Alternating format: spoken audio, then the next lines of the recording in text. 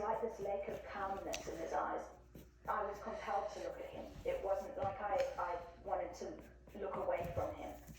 Time became very still and very bizarre in my mind. Technology and not good feelings about technology either. It was like technology was a bad, dirty word. I think that he was saying to me, beware of the technology, don't go into it too heavy because it's not going to be good for you. It was only when I was looking at him and his face and his eyes that I got that. As soon as I looked away from him, that's when all of reality and everything that was happening came back to. And that's when I realized that something really strange is happening here. It's fascinating. This was imagery coming through for them communicating, but it's done through right in your brain.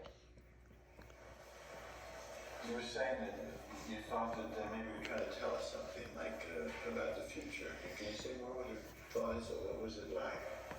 It was like in the wall, all the trees would just go down and there would be no air and people would be dying. I think that in space there's no love, and down here there is. There is love. Yes. Mm-hmm.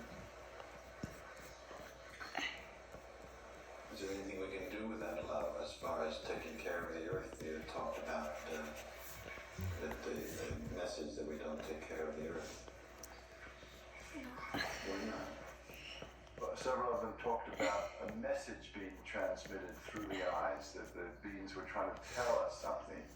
What gave that a certain edge of sincerity was they weren't offering solutions, like we've got to become environmentally conscious and, do something about the earth. I'd say, well, what are we supposed to do? And they would say, well, no, that's not what they were doing, what they were conveying. They were simply telling us that this is what's going on, and they felt very upset about it, but it wasn't like a, ecological, political program or something. So that gave it a kind of authenticity.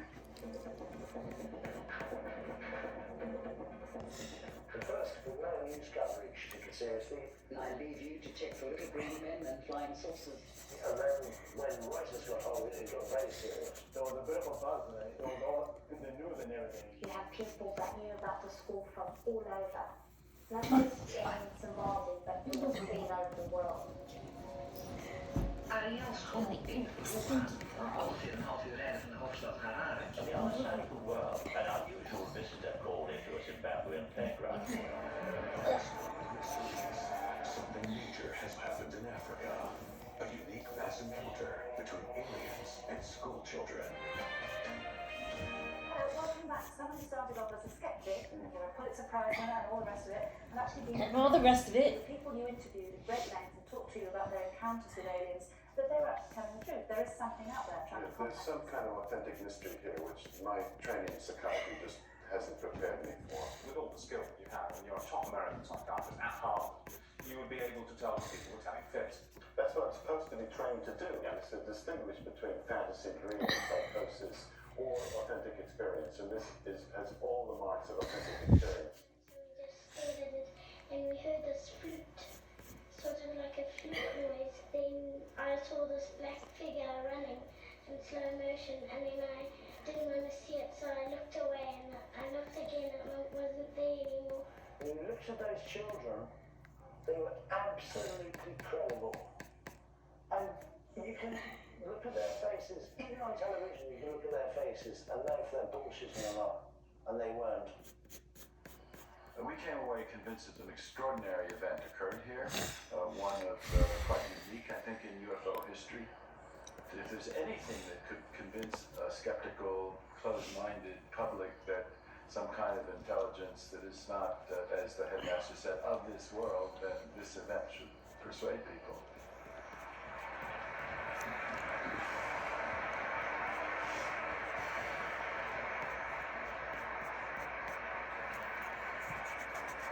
I believe overall, this is a phenomenon of enormous complexity, meaning, and value for understanding of ourselves, who we are in the universe, and we're just beginning to grasp what this is about. Welcome back to Larry King Live. He's a Harvard psychiatrist, and though he was once skeptical that beings visited from other planets, he now believes differently. Welcome back to a psychiatrist at Harvard University for more than 30 years now. I hate that He won a he's in Pulitzer this. Prize 2 decades ago for writing a psychological biography of Lawrence of Arabia. But these days, his writings have placed him on the academic fringe. Meet Dr. John Mack, a believer in aliens from outer space. What would the academics up at Harvard University think about all of this? We started to hear that John was getting to be in trouble. His practice was beginning to be largely about the investigation of these strange phenomena. He had started support groups so that the various people who had reported these strange phenomena could hear the stories from each other and begin to feel a little bit normal. No matter how I looked at it, they were talking the way people talk about something that's happened to them. So I was stuck with this dilemma. What do you do at that point? Do you say, well, I'm sorry, there's got to be some kind of mental illness I never heard of before? Or do you say, maybe what I thought was possible wasn't complete? It seems to me it's clinically and humanly more honest to say there's something I don't know here and to follow your clinical instincts. Well, what did you say? What did you tell your mom? So This is Kaylee's talking now. Go ahead. I said, Mommy, I saw an alien at school, and then my mom said, my mom never believed me. Yeah. So upset you when your mom didn't believe you? Yeah, sometimes. Haley! Hi! I'm good, how are you? Oh, it's so nice to see you. Crazy. Crazy. So you want to take a little walk? Oh my gosh. I mean, I know, we have to look. Okay, let's look. I was trying to find mine. And I've been looking to find all my pieces because I don't have my drawings as well. See, like these ones you can't see. I know, that's why I'm like, oh. Right? Not here. Well, we can keep going. Tell me what you remember. See, I was playing rugby over here. And this open part over here with the little boys. Yeah. And then all the logs were down there. We're all here. And then, I don't know why I remember the huge tree like this down there. Because that was that field over there. This is where I kind of remember it happened. Like standing over there. And then ran. I must have run there close. I remember being close to the tuck shop. Well, that's what I remember right here. And I remember Lisa and I right there. So it must be you. Yep. And yeah. Yes. Is Faith found some of the drawing? Yes, Faith found some of the drawing?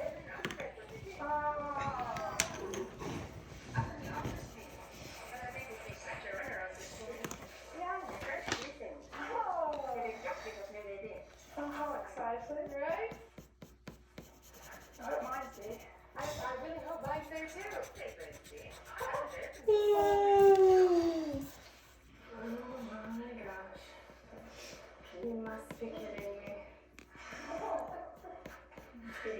I'm kind of scared too. Okay. We're together. We're together.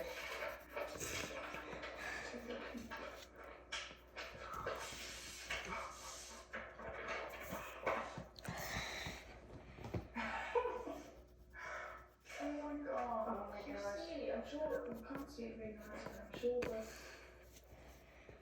was a shimmy. I've drawn this again. Exactly like this. You see, it's all shining as well. I think I saw like crazy light. Oh my gosh. With this coming down. I think I blocked out a lot of that. You remember like they kept saying like, I think I blocked out a lot. Yeah. Holy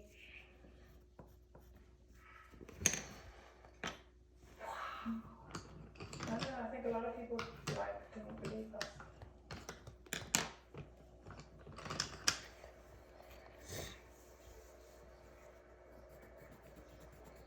It's beautiful. It's so peaceful.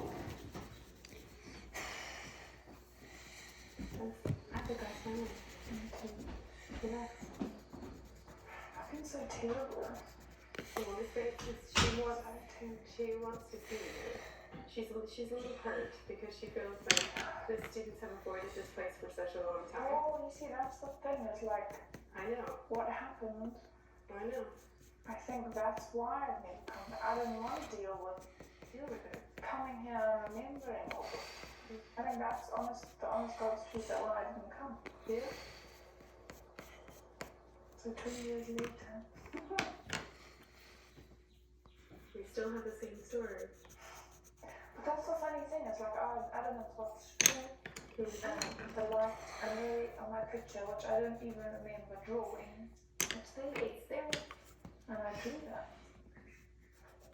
I can't wait to show my mom. You have to see it to believe it. If somebody's a staunch believer that it's not, how's me telling them my experience going to change what they think? It will change what they think about me. It's not going to change what they think about the universe. And I don't need that. But with 60 of us all saying it together, that will change what that one person thinks of the universe.